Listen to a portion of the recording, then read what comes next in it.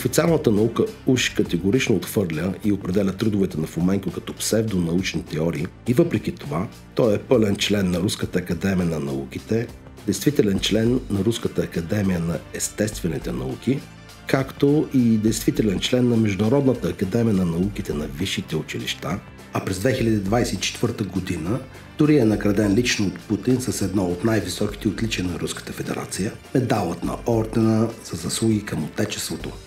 Фоменко е основоположника на хипотезата, че Русия е пряк наследник на Велика Тартария. Теория, методично прокарвана последното десетилетие и от самия Путин на геополитическата сцена.